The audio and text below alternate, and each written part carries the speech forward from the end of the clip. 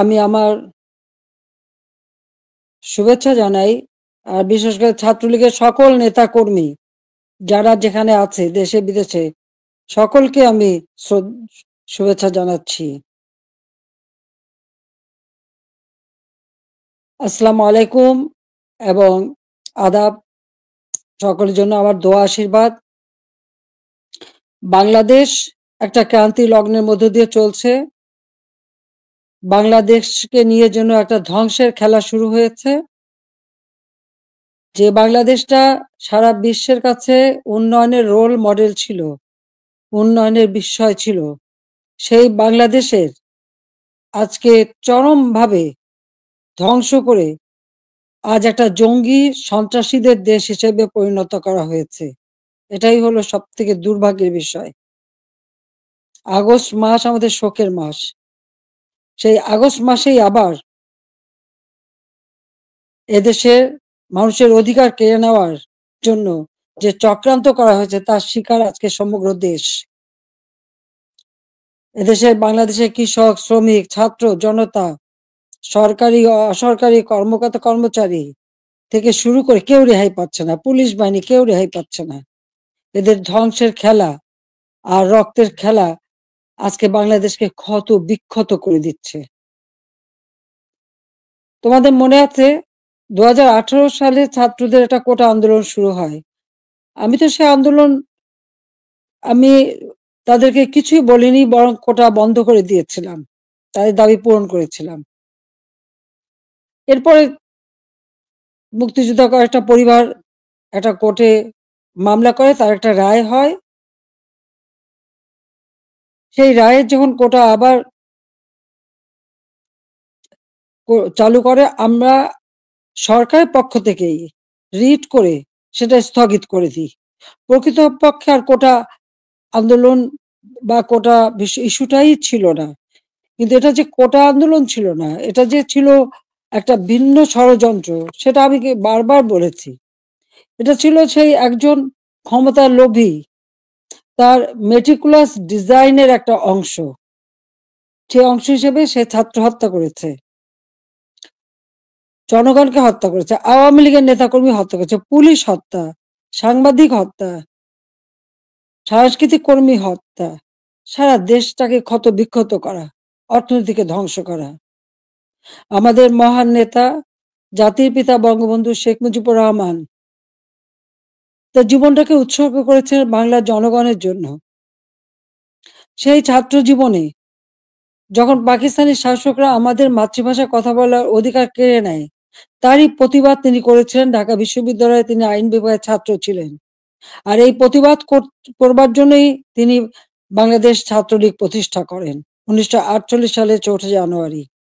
এবং বাংলাদেশ ছাত্রলীগ তমুদ্দুন মজলিস সহ আরো কয়েকটি প্রগতিশীল রাজনৈতিক দল নিয়ে ভাষা সংগ্রাম পরিষদ গঠন করেন।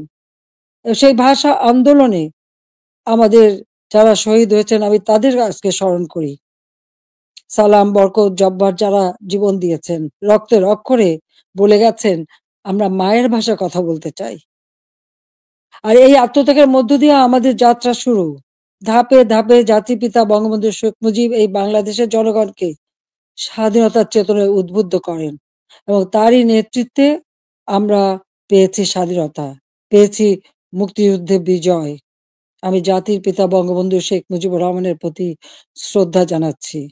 শ্রদ্ধা জানাই জাতীয় চার নেতার প্রতি, 30 লক্ষ শহীদের প্রতি, 2 লক্ষ মা বোনের প্রতি। মুক্তিযোদ্ধাদের জানাই সশ্রদ্ধ সালাম। একটা যুদ্ধবিধ্বস্ত দেশের দায়িত্বভার নিয়েছিলেন বঙ্গবন্ধু শেখ মুজিব।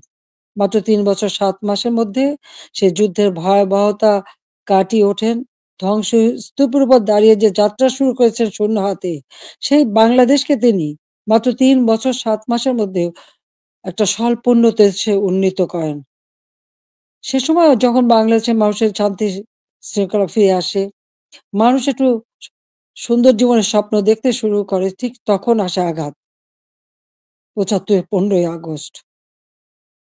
ওই ধানমন্ডি 32 নম্বর বাড়ি, যেখান থেকে জাতির পিতা স্বাধীনতার ঘোষণা দিয়েছিলেন, পাকিস্তানি হানাদার বাহিনী তাকে গ্রেপ্তার করে নিয়ে গেছিল এই ঘটনার পর। তখন এই বাড়িটা তারা লুটপাট করেছিল, কিন্তু আগুন দিয়ে পোড়ায়নি, ভাঙেনি। মুক্তিযুদ্ধে বিজয়ের পর জাতিপিতা ফিরে আসতে সক্ষম হন বাংলাদেশে। 10ই জানুয়ারি 1972 সালে তিনি প্রত্যাবর্তন করেন। এই বাড়িতে বসেই তিনি কিন্তু বাংলাদেশের এই বিধ্বস্ত বাংলাদেশকে গড়ে তোলেন। রাষ্ট্রপতি হিসেবে তিনি কিন্তু রাষ্ট্রপতি ভবনে থাকেননি, বা প্রধানমন্ত্রী হিসেবে প্রধানমন্ত্রী ভবনে থাকেননি। এই ছোট বাড়িটা, যে বাড়িটা আমার মা অনেক কষ্ট করে প্রতিটি ইট নিজের হাতে গেড়ে তিনি এই বাড়িটা গড়ে তুলেছিলেন। ওই বাড়িতেই 15ই আগস্ট আমার বাবা জাতির পিতা বঙ্গবন্ধু শেখ মুজিবকে হত্যা করা হয়। আমার মা বেগম ফজিলাতুন্নেছা মুজিবকে হত্যা করে।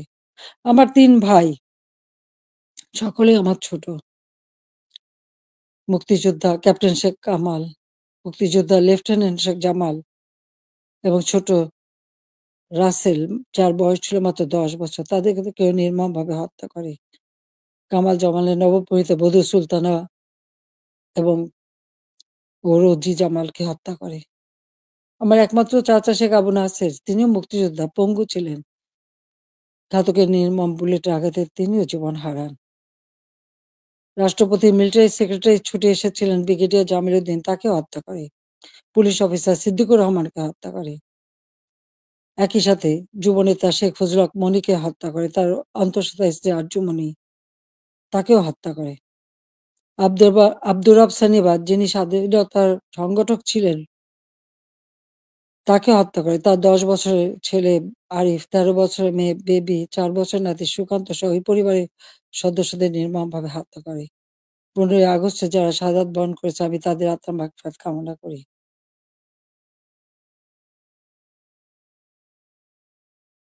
বাংলাদেশের ইতিহাসের সাথে ছাত্রলীগের ইতিহাস জড়িত। জাতির পিতা বঙ্গবন্ধু শেখ মুজিব বলেছিলেন, ছাত্রলীগের ইতিহাস বাংলাদেশের ইতিহাস। প্রতিটি সংগ্রাম, মুক্তিযুদ্ধে ছাত্রলীগের অবদান রয়েছে। 75-এর পর গণতান্ত্রিক অধিকার প্রতিষ্ঠার জন্য যে সংগ্রাম করি, সেখানেও শহীদের তালিকায় ছাত্রলীগের সংখ্যাটাই বেশি। বারবার আঘাত এসেছে, একের পর এক কূ হয়েছে, হত্যা, কূ, ষড়যন্ত্রের রাজনীতি শুরু হয়েছে। সেখান থেকে বাঙালি জাতিকে উদ্ধার করে আমরা এদেশে গণতন্ত্র প্রতিষ্ঠা করি। 15ই আগস্ট আমার ছোট বোন রেহানা আর আমি বিদেশে ছিলাম বলে বেঁচে গিয়েছিলাম। 6টি বছর প্রবাসে আমরা কাটাই। এরপর আমি সুযোগ পাই বাংলাদেশে ফিরে আসতে, বলতে গেলে অনেকটা জোর করে ফিরে আসি। যে দেশে আমার পিতামাতার ঘাতকের দল, যাদেরকে ইনডেমনিটি দেওয়া হয়েছিল, তাদের বিচার করা যাবে না। অর্থাৎ আমি একজন মানুষ হিসেবে আমার বাবা, মা, ভাইয়ের বিচার চাইতে পারবো না। সেই বিচারহীনতার সংস্কৃতি ছিল বাংলাদেশে। যে দেশে গণহত্যা চালিয়েছিল পাকিস্তান হানাদার বাহিনী, গ্রামের পর গ্রাম জ্বালিয়ে পুড়ে ছারখার করেছিল। মা বোনদেরকে ধরে নিয়ে ক্যাম্পে রেখে দিনের পর দিন পাশবিক অত্যাচার করত। সেই যুদ্ধাপরাধী যাদের বিচার জাতিপিতা শুরু করেছিলেন, তাদেরকেও কিন্তু ছেড়ে দেওয়া হয়, মুক্তি দেওয়া হয়েছিল তখন। সেই অবস্থায়ও কিন্তু আমি দেশে ফিরে এসেছিলাম একটা প্রত্যয় নিয়ে, যে আদর্শ নিয়ে, যে চেতনা দিয়ে বাংলাদেশ স্বাধীন হয়েছে। যে চেতনা নিয়ে বাংলাদেশ স্বাধীন হয়েছে, সেই মুক্তিযুদ্ধের চেতনাকে বাস্তবায়ন করা।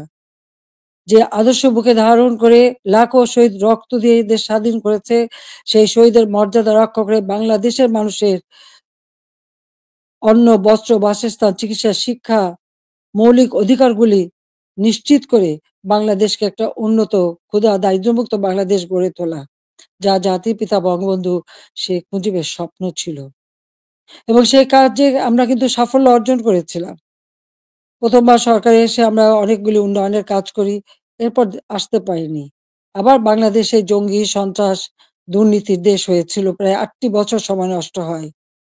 2008-এর নির্বাচনে আওয়ামী লীগ এককভাবে 300 সিটের মধ্যে 233টা সিট পায়। বাংলাদেশের মানুষের আস্থা, বিশ্বাস অর্জন করে সরকার গঠন করি। 2009 সাল থেকে 2024 সাল এই বাংলাদেশ উন্নয়নশীল দেশের মর্যাদা পায়। যখন আমরা জাতির পিতার জন্ম শতবার্ষিকী ২০২০ সালে এবং স্বাধীনতার সুবর্ণ জয়ন্তী ২০২১ সালে উদযাপন করি, তখনই কিন্তু বাংলাদেশ উন্নয়নশীল দেশের মর্যাদা পায় এবং জাতিসংঘ স্বীকৃতি দেয়। জাতির পিতা বঙ্গবন্ধু শেখ মুজিবের সেই ঐতিহাসিক ৭ই মার্চের ভাষণ, সে ভাষণও ইউনেস্কো বিশ্ব প্রামাণ্য দলিলে স্থান করে দেয়। কারণ যে ভাষণ পৃথিবীর বিভিন্ন দেশে সামরিক অসামরিক নেতারা ভাষণের মধ্য দিয়ে মানুষকে উজ্জীবিত করেছে, সেই ভাষণগুলির মধ্যে প্রায় ২৫০০ বছরের সকল ভাষণের মধ্যে জাতিপিতা বঙ্গবন্ধু শেখ মুজিবের ভাষণটি সর্বশ্রেষ্ঠ ভাষণ হিসেবে গণ্য হয়। আন্তর্জাতিক প্রামাণ্য দলিলে তার স্থান পেয়েছে। বাংলাদেশে এখন জাতির পিতা বঙ্গবন্ধু শেখ মুজিবের ভাষণ নিষিদ্ধ করেছে, কিন্তু আন্তর্জাতিকভাবে তো তার স্বীকৃতি পেয়েছে। ২১শে ফেব্রুয়ারি সারা বিশ্বে আন্তর্জাতিক মাতৃভাষা দিবস হিসেবে স্বীকৃতি পেয়েছে, যেটা আওয়ামী লীগ সরকার এসেই আমরা সেই উদ্যোগ নিয়েছিলাম এবং ইউনেস্কো কর্তৃক সেটা স্বীকৃতি পেয়েছিল।